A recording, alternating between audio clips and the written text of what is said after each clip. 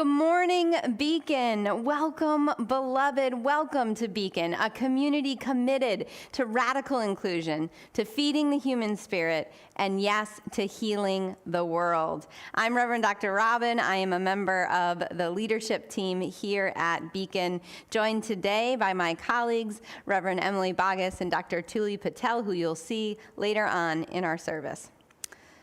Do you know, beloved, that you are beloved? At Beacon, we affirm the inherent worth and dignity of every person. We say a big yes to interconnection and a hallelujah to the diversity of human experience, mirroring the beauty and diversity of this beloved earth. So you are beloved, hallelujah. And we are building a beloved community where systemic racism, white supremacy, and oppression cannot have the final word. A beloved community where we shine together. So maybe you aren't feeling so shiny and sparkly today, beloved. That's okay. Come in here with your whole self, we say. Because at Beacon, we don't shine by hiding who we are. We shine in the midst of struggle, in the midst of truth, in the midst of pain, in our collective power. So come in here now, Beacon. Share with us your name, your pronouns, Reverend Dr. Robin, she, her, and where you're joining us from. I'm in Summit, New Jersey, our sanctuary at 4 Waldron. Let's get liberated together. Let's get healing, hope. Let's get truth. Let's be a beacon. Do not leave your cares at the door. Do not leave them there when you come into this place. Be open to forgiveness and transformation. Come on in, you are welcome here. And do not leave your cares at the door. Oh, bring your pain and sorrow and joy. There's a place for them upon the altar of life. Be open to forgiveness and transformation. Come on in, you are welcome here. And do not leave your cares at the door. This is a place of grace, a place of losing and finding our way upon the winding road. Meeting and parting, stumbling and starting over.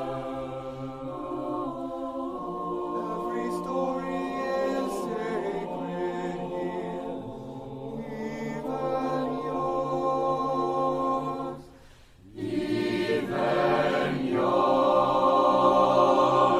So come on in and do not leave your cares at the door. Do not leave them there when you come into this place. Be open to forgiveness and transformation. Come on in, you are welcome in. Come in and do not leave your cares at the door. Amen. Amen. Amen.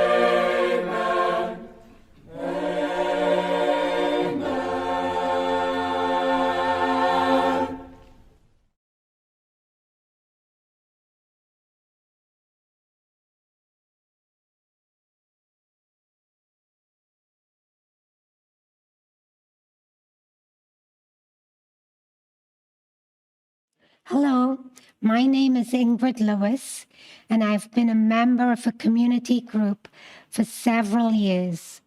A community group is a voluntary gathering of members who meet regularly in a nurturing, supportive, accepting space to consider questions of ultimate value.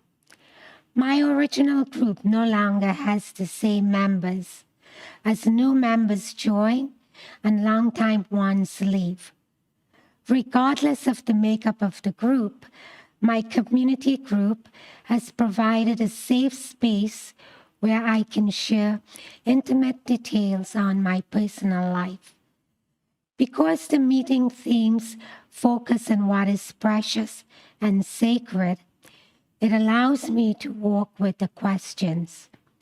Our meetings have allowed me to know members at a deeper level than that of just conversing in social hour. When others speak, I'm always amazed to discover that many of their experiences are unique, not just to me, but they too know the same joys, hurts, loss, and self-doubts. I look forward to our meetings because I know whatever I speak will be listened to, accepted, and held up without judgment. Community group is uplifting to me, not only for the sharing, but for the insightful readings that are chosen. I would not have been exposed to many of the readings if it were not for community group. Quite often, I leave the meetings recognizing that I had some aha moment, or that a smile is on my lips on account of the readings.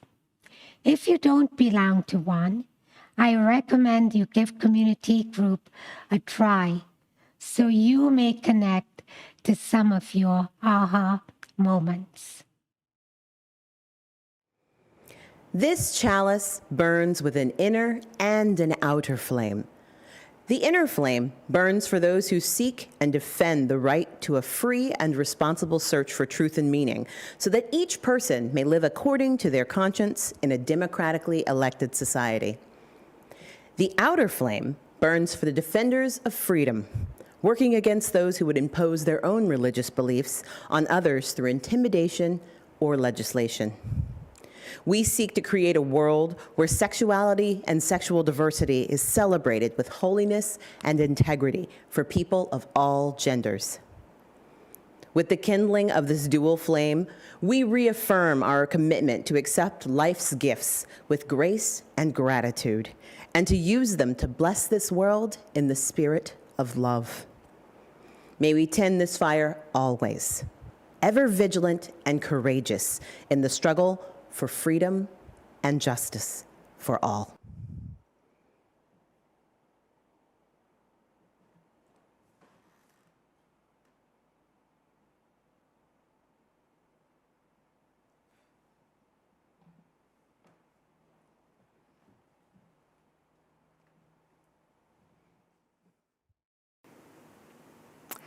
Good morning, Beacon.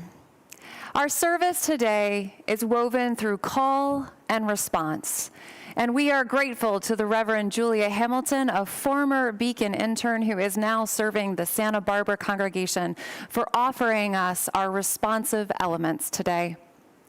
This sanctuary, the one that we create together, is a container for all of our stories, the stories that we share, and those that we hold quiet and to ourselves. The stories that bring us joy and fulfillment, and the stories that break us open. The stories that change and grow with us, and the stories that we outgrow and leave behind. Each one of us carries a lifetime of stories each and every time we enter this sanctuary, whether virtual or in person. Our call for reproductive rights is also rooted in our stories. As you listen this morning, there may be stories from your own life that surface in unexpected ways. If you recognize yourself in one of these stories, I invite you to put your hand over your heart wherever you are and know that you are not alone. There is someone in this gathered sanctuary, this gathered community, holding their hand over their heart too. As Reverend Robin and I light our responsive candles, we invite you to hold space for your story, whatever it may be. Following each story, we will respond through the kindling of light, and then we will invite all of us to say together the words that Nicole is putting in our chat. May the beginnings and endings of our stories be held in unconditional love and acceptance. And beloved, if you need support after this service and in the days ahead, please do not hesitate to reach out to our care team. Let us begin. Hi, my name's Mary Alice Carter. My pronouns are she, her. And my testimony is for pillar number 3, the right to not have a child.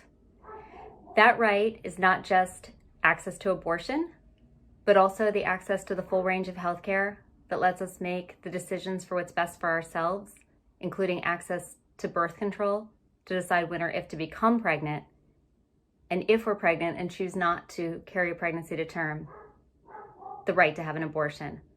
But more so than the right, it's also important that we talk about access, availability, and affordability, because a right that's only available to people who have money is not a right. Legal is important, but accessible is even more important. And I know this because I've spent 30 years as an activist in reproductive rights. I've worked in reproductive rights and health organizations, and I've supported people who work in the reproductive justice movement. But before that, when I was just an early activist, I was also someone who had an abortion. My story, my testimonial, it's actually pretty boring. I found out I was pregnant. I knew I didn't want to be. I knew I didn't want to have a child in my 20s, and I knew I didn't want to be pregnant and carry a pregnancy to term. So I went, I made an appointment, I had an abortion in my community. I was able to afford it. I came home. I recovered at home in my own bed, and I went on. Years later, I became a mom, and I was ready to be. But that's it. My story is dull. And that's exactly what I want for every single person who wants to access an abortion. Because unfortunately, that's not the case for most people. Unfortunately, so many people run up against barriers. And even when the right is still legal, it's inaffordable because of things like the Hyde Amendment, which say that people who are working to make ends meet, who use Medicaid for their insurance, can't use that insurance for an abortion because of barriers put in place to young people that say they have to inform or get the consent of 1 or 2 parents or go in front of a judge. And that's not something that all young people can do because of restrictions on travel, because there aren't enough providers in communities, because they've been shut down. Keeping abortion legal, merely keeping it legal, merely protecting Roe v. Wade or protecting a law that just says it's legal in our state, that's not enough. It needs to be affordable and accessible. We need to hope that everyone can have a boring story like mine, where they choose not to have a child and not to parent, and they're able to access that care with love, dignity, respect in their community and on their own terms. Thank you, Mary Alice. I light our first candle for all of us whose story includes the choice not to conceive or have children. The circumstances vary, the timelines of our lives are diverse, but the freedom to chart the course of our own reproductive lives is sacred. For all who have made the decision to not conceive or bear children, for whatever reason, under whatever circumstances, we light this candle. I light a second candle for all whose story includes the choice to not or to end a pregnancy. The circumstances vary, the timelines are diverse, but each and every one is also a beginning. For all who have aborted a pregnancy or partnered someone in that abortion, for whatever reason, under whatever circumstances, we light this candle. May the congregation say together, may the beginnings and endings in our stories be held in unconditional love and acceptance.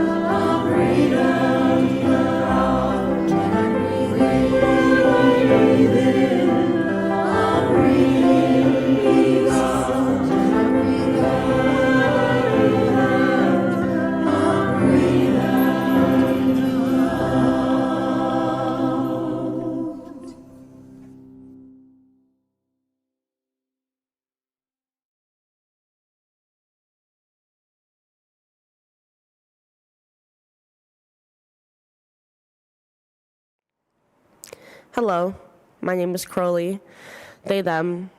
I'm a 16-year-old biracial trans youth. As I grow, I want to start hormones, testosterone. Other places do not allow people like me or others to change their appearance how they might please. Women being told when they can't have kids. Government officials telling us what we can and can't do with our bodies is becoming more and more common. As a young child, I saw how this affected me. I was told from a young age, since I was biologically female, that it was my job as a young woman to find a husband and be a lady. From a young age, I was not given the choice. I was told what I was going to do when I turned to an adult. I also struggled with my preferred name and said pronouns. Child Protective Services has been in my life since the year 2013.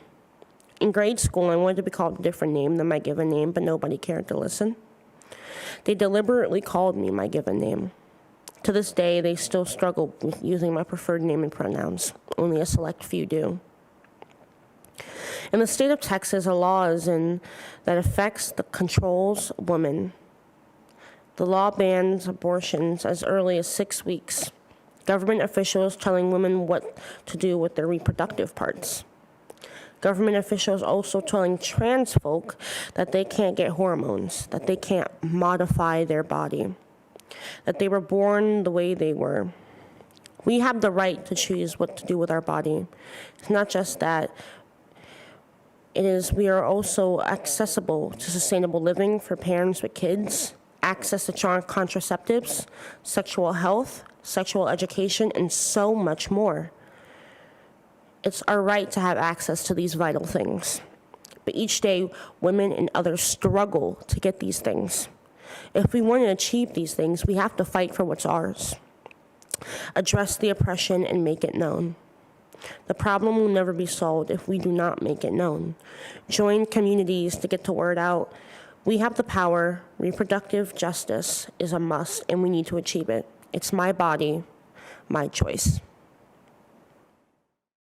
I light a candle for all of us whose reproductive story is still being written.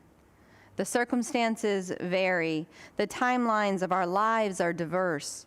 But the future unfolds in surprising and unexpected ways that can be both beautiful and heartbreaking.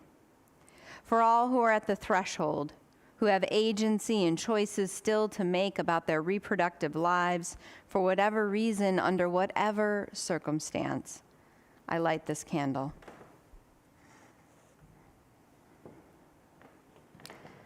And let us kindle a second candle. This one, for the stories of our communities and the ones we are ever weaving, in our turning away, in our leaning in our cheering on, and in our casting the net of silence. The circumstances vary. The timelines of our lives are diverse, but let us remember that the stories we tell are of who we are, the ability to create whole and healthy and meaningful relationship. Let us tell all those stories. And the congregation responds, may the beginnings and endings in our stories be held in unconditional love and acceptance.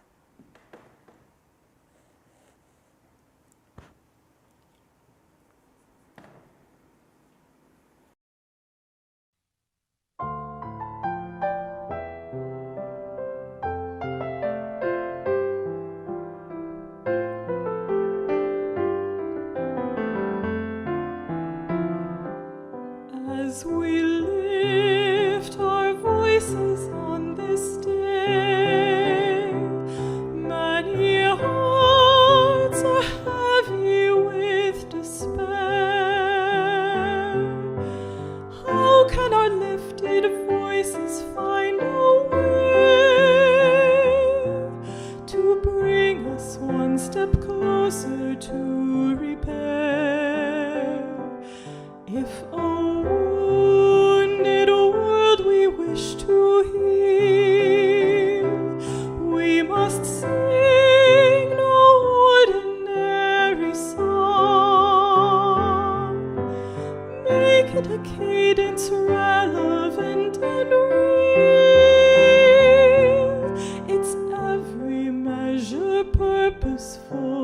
and strong.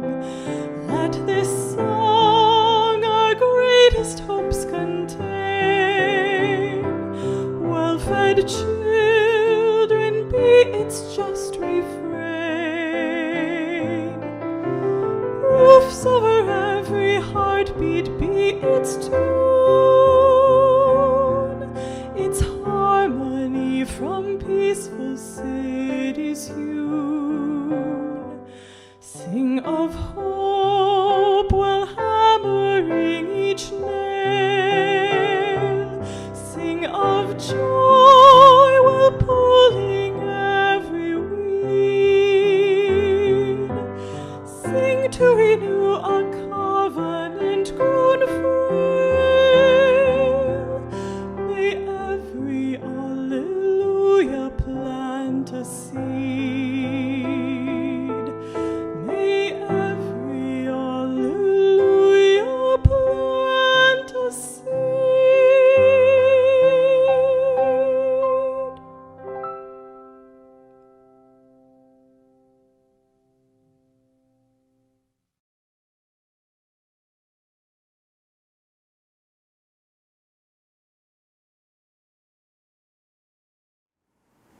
Our bodies are rivers.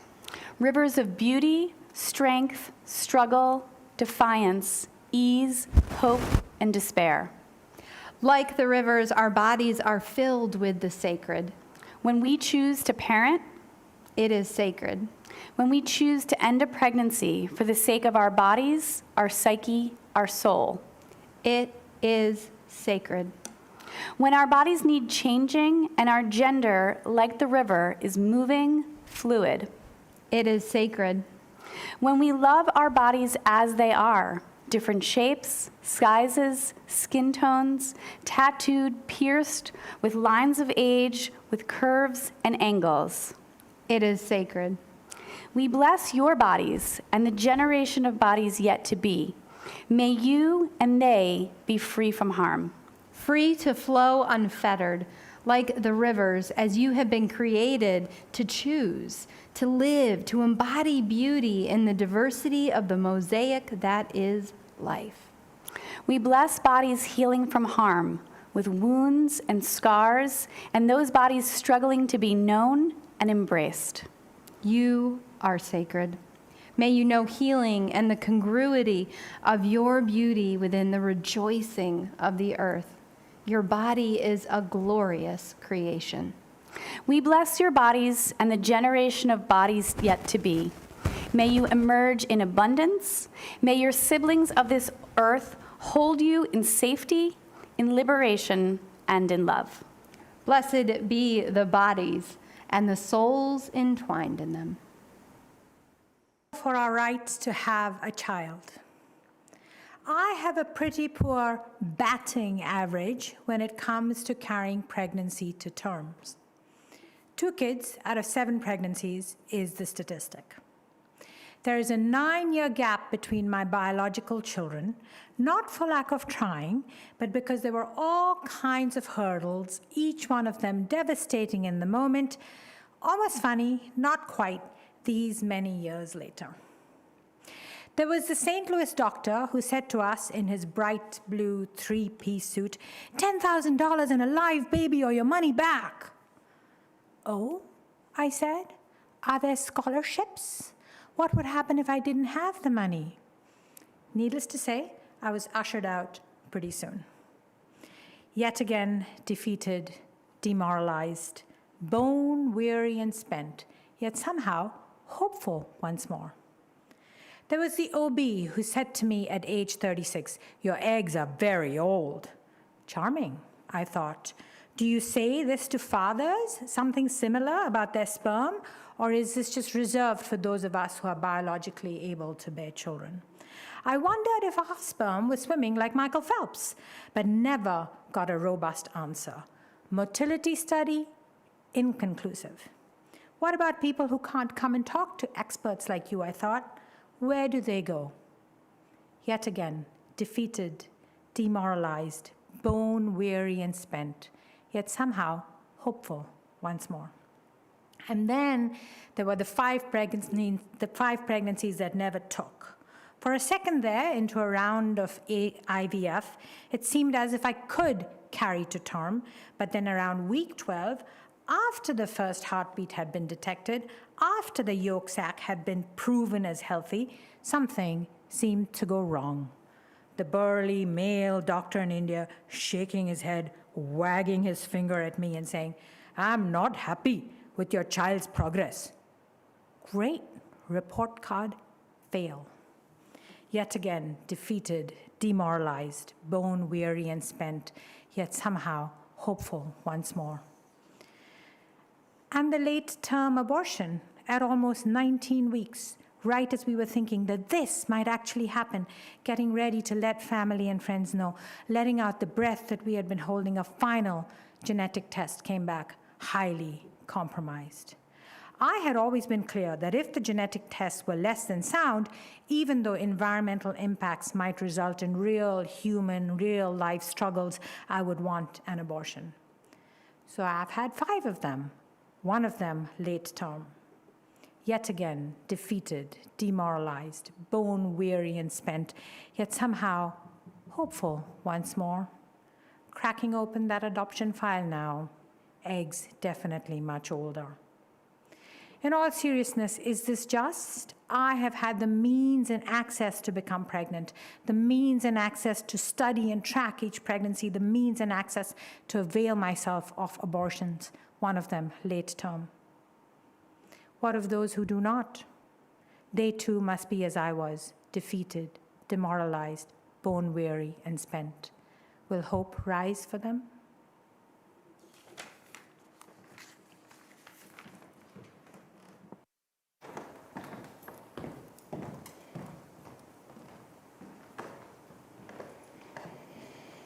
Thank you, Tuli. And so I light a candle for all of us whose stories include the choice to give birth. The circumstances vary, the timelines are diverse, but the choice to bring a new life into the world is a powerful one.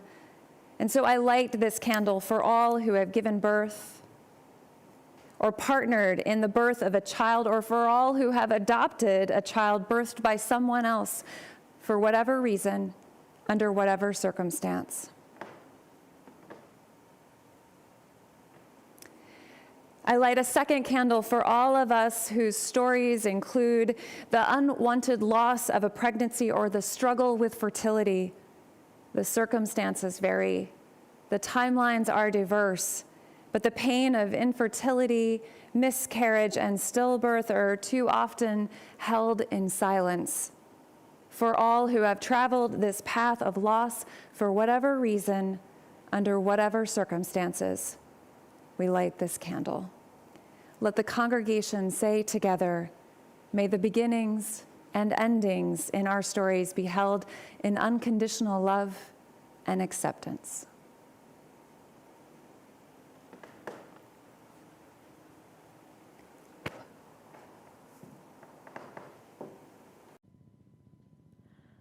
Comfort me, comfort me, comfort me, oh my soul. Comfort me, comfort me, comfort me, oh my soul.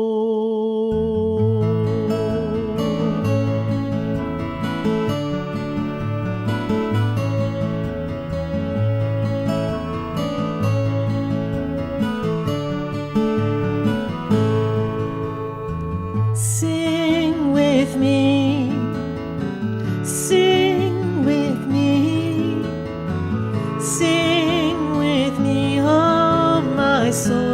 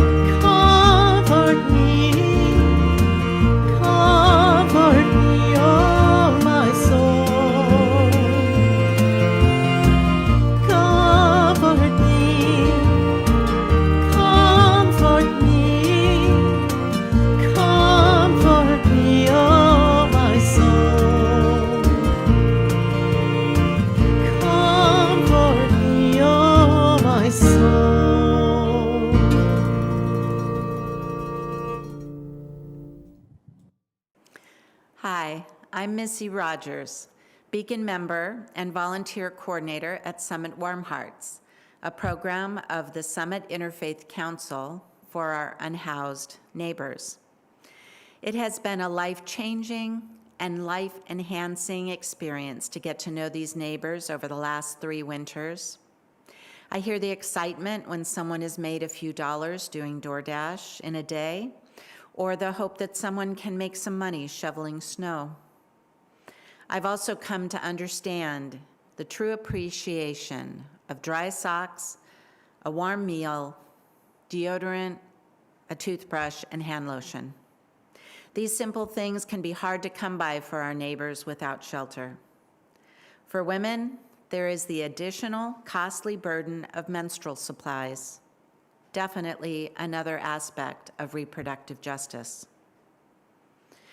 This is why Beacon is joining with other Summit faith communities for Super Bowl Sunday. We are collecting women's hygiene supplies as well as adult incontinence briefs and household cleaning supplies to support Family Promise, Sage Elder Care, and Grace. You can drop off donations during Summit Warm Heart hours of 9 a.m. to 1 p.m. Monday through Saturday, now through February 6th. Beacon is a community that pays attention, shows up, and takes action. That is why I support Beacon with my monthly financial gift and with my time and energy. We live into a very big mission of radical inclusion, feeding the human spirit, and healing the world, friends. I invite you now to lean into a spirit of generosity as we gratefully receive the Sunday offering.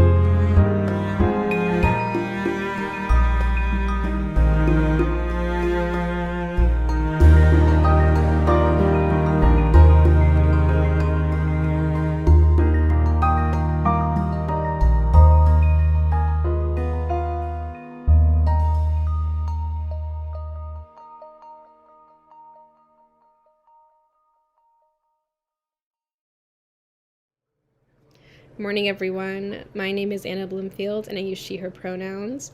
That is my cat, Edgar, who has decided to join me today.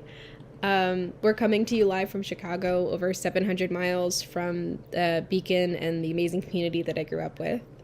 So over the years, my journey of campaigning for reproductive justice has taken many forms, and it really all started in OWL, learning about my body, which then came to me fighting for the rights for my body in college, to me teaching 11-year-old boys about their bodies when I taught sex education in Newark, and I have enjoyed every moment of this journey.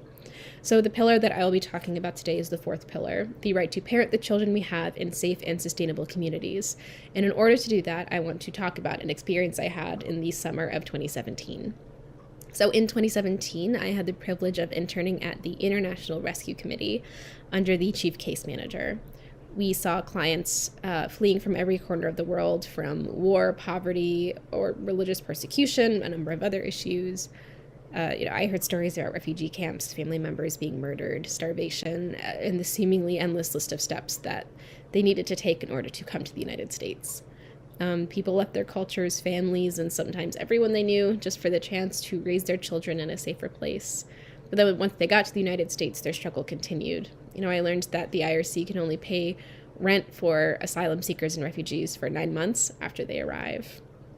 Parents have to learn how to navigate a new language, culture, city, and an ever-changing and very underfunded city bus system in order to get a job to feed their families after the IRC can't support them.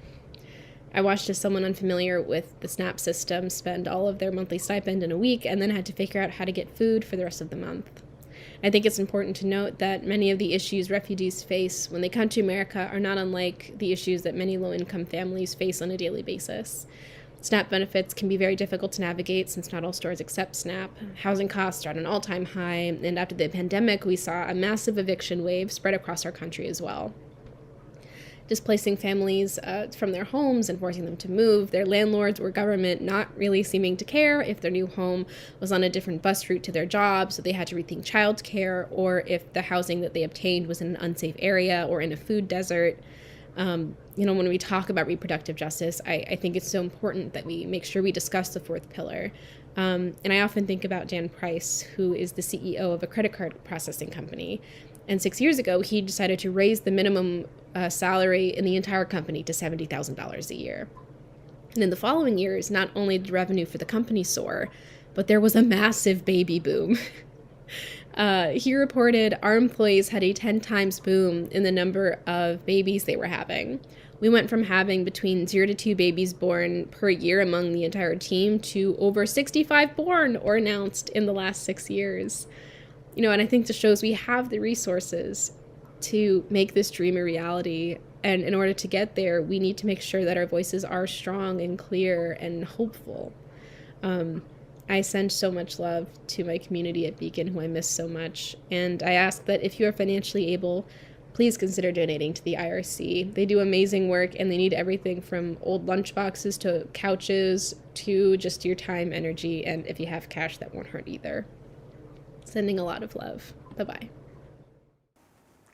I light a candle for all of us whose story includes a forced choice or no choice at all, in whose bodies are valued and how our bodies are treated, for anyone who has encountered violence where there should have been tenderness and care.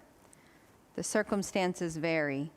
The timelines of our lives are diverse, but our history tells the story again and again of the attempt to control our bodies as if they were not our own.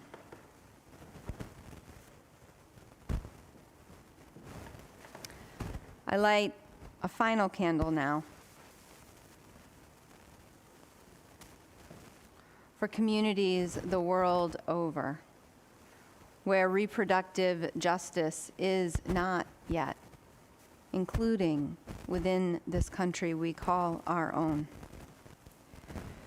The circumstances may vary, the timelines of our lives are diverse, but each beloved should be given reproductive justice in honoring of their truth, their path, their calling in the diversity of who they are. May our communities across the world affirm this justice and make it so.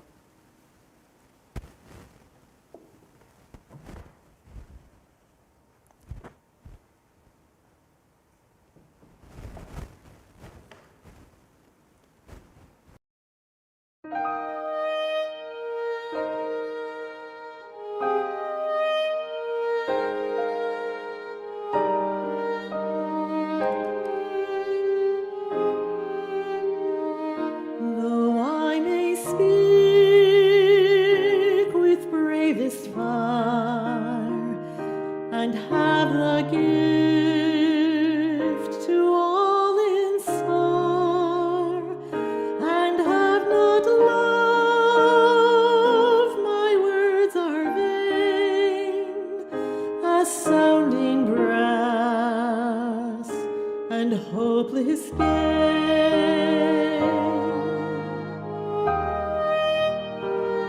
Though I may possess, and striving so my love profess, but not be given my love within, the profit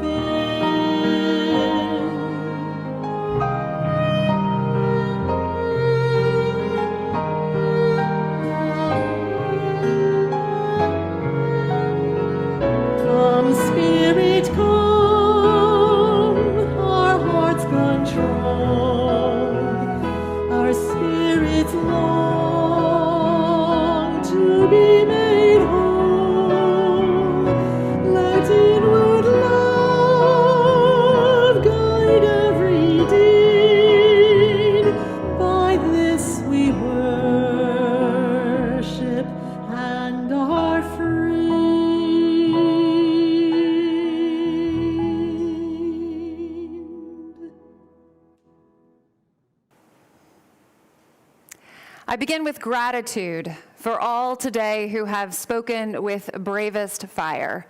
Mary Alice, Crowley, Thule, and Anna. Their voices are not alone this day. They have joined the mighty river of brave voices in Unitarian Universalist congregations as together in solidarity with one another, we lift up reproductive justice. I begin with gratitude because I have not been ready to tell both my boring story or to expose the pain points of my reproductive stories. I have not unpacked both the personal or societal shame that runs through them, a shame not named, but there in the air we breathe, there in eyes averted and subjects changed, there in the judgments released through a passing exhale when the subject is brought up, whispering, "Don't go there," demanding, "Don't go there," especially in a house of worship. Beloved, I have protected my stories. When it comes up, I have instead argued with facts and intellect, with my head and not my heart, and definitely not my story. All while the religious and political right fights with stories of murdered babies. Stories used to unite the right, says Susan Farr, and to divide the left. Our shame-intensive culture, says Reverend Rob Keithan, has been very successful at encouraging most everyone to suppress their emotional and spiritual needs related to sexual and reproductive experiences. The result is that a vast majority of people in this country, including many Unitarian Universalist congregations, navigate incredibly challenging situations with little to no support from their spiritual leaders or their communities. Beloved, I know that I am not alone, and I know that has to change. We've got to be brave. Amanda Gorman wrote this week in the New York Times, "Maybe being brave enough doesn't mean lessening my fear, but listening to it. In this way, I look at fear not as cowardice, but as a call forward, a summons to fight for what we hold dear." So today, beloved, fear is calling me forward. I can be brave. Can you be brave with me? In 2008, Beacon leaders visited First Unitarian in Dallas and listened to their story about their history, about their women's alliance in the early 1970s and their early, steadfast support of Roe v. Wade when it began its journey through the Texas court system. This small group of female-identified folks encouraged the lead attorney, Sarah Weddington, to pursue the case, even though she was beginning her career, even though she wasn't sure that she wanted to be involved in such a controversial case, meaning even though she was afraid. Over almost 50 years, it has been this small group in Texas, along with others who have joined that women's alliance, who have fiercely and lovingly journeyed with friends and strangers through their stories of reproductive freedom and justice and the right to abortion. As people of faith, they have volunteered weekly as chaplains at the local health clinics to offer non-judgmental presence and to bless the people seeking abortions. They have continued this ministry of elaborate care and fierce loving as the journeying has become even more harrowing this past year in Texas with the 6-week ban. Now these same people of faith are getting on planes with strangers and friends seeking abortion and journeying to local states where it is legal, providing essential support from takeoff to touchdown and every moment in between. Their senior minister, Daniel Cantor, shared with Reverend Robin and Dr. Thule and I that it's no longer a matter of if Roe v. Wade gets overturned, it's when. And he shared with us that that will cause a public health crisis. Who will journey with the thousands, he asked.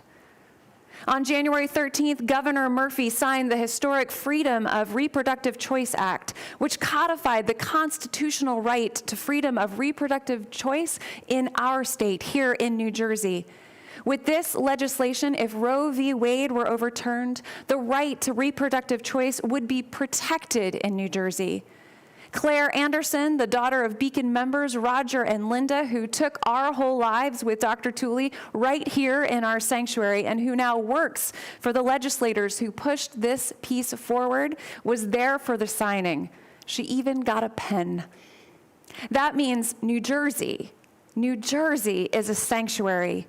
So when the public health crisis hits the states around us, I'm looking at my home state of Pennsylvania, will we be ready to journey with friends and strangers to ensure that their stories have access and love, encouragement and compassion woven through them?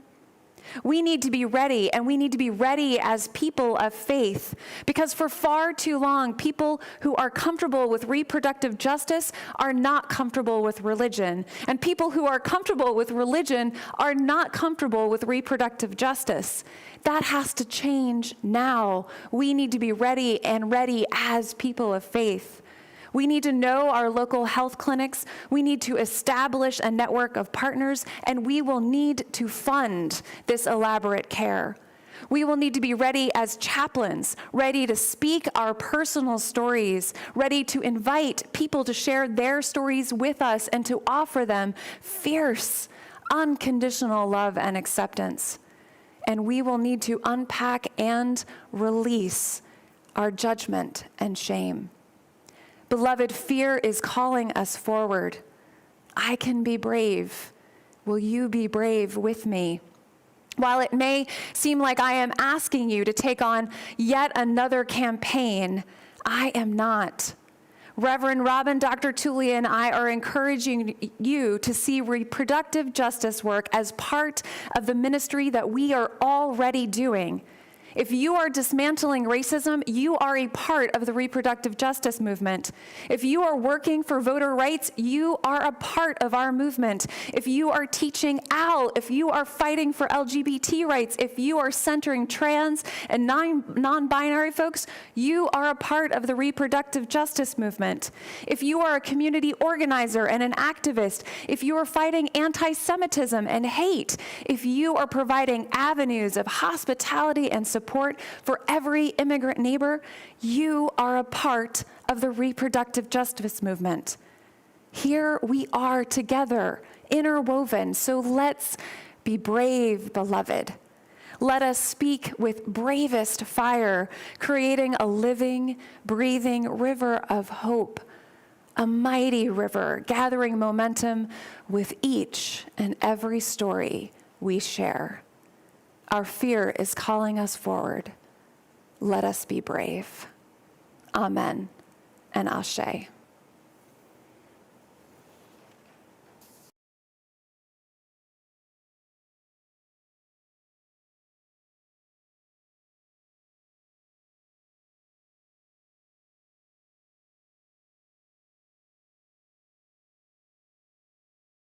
Hi everybody, my name is Mark David Buckles and I'm excited to share one of my favorite hymns with you that you may already know. It's Peace Like a River. And one of the things that I love about this song, this hymn, is that it's not all happy. It acknowledges the many things that we're feeling and that we can have complicated feelings. We can hold pain and joy at the same time, and that's okay, and even that can be worth celebrating, that we feel those things. So I love that we sing about having peace like a river and pain like an arrow and strength like a mountain.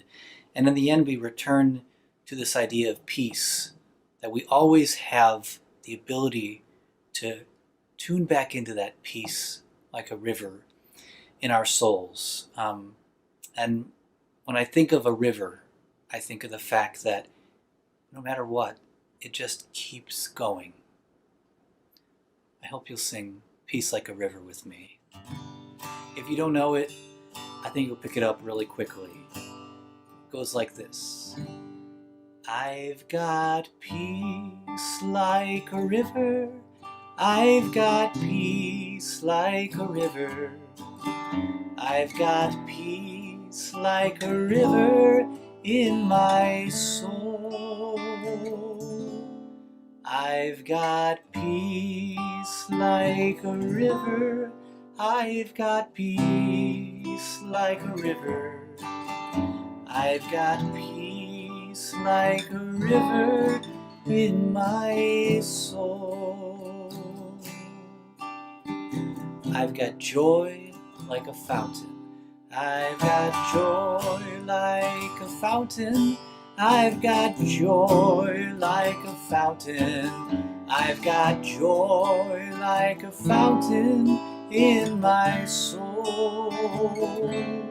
I've got joy like a fountain. I've got joy like a fountain. I've got joy like a fountain in my soul. I've got love like an ocean. I've got love like an ocean. I've got love like an ocean. I've got love like an ocean in my soul. I've got love like an ocean. I've got love like an ocean. I've got love like an ocean in my soul. I've got pain like an arrow. I've got pain like an arrow. I've got pain like an arrow. I've got pain like an arrow in my soul. I've got pain like an arrow. I've got pain like an arrow. I've got pain like an arrow in my soul. I've got tears like the raindrops. I've got tears like the raindrops. I've got tears like the raindrops. I've got tears like the raindrops in my soul. I've got tears like the raindrops. I've got tears like the raindrops. I've got tears like the raindrops in my soul. I've got strength like the mountain. I've got strength like a mountain. I've got strength like a mountain. I've got strength like a mountain in my soul. I've got strength like a mountain. I've got strength like a mountain. I've got strength like a mountain in my soul. I've got peace like a river. I've got peace like a river. I've got peace like a river. I've got peace like a river in my soul. I've got peace like a river. I've got peace like a river. I've got peace like a river in my soul.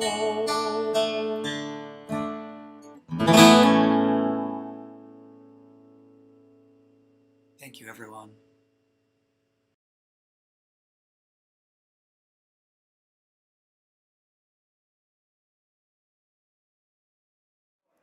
As we leave the sacred gathering, may the words we have heard resound in our minds and in our hearts.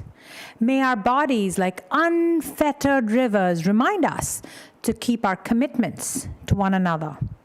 May the beginnings and the endings in our stories be held in unconditional love and acceptance, and in service to each other as we shine our light out into the world until we meet again. Blessed be, and amen.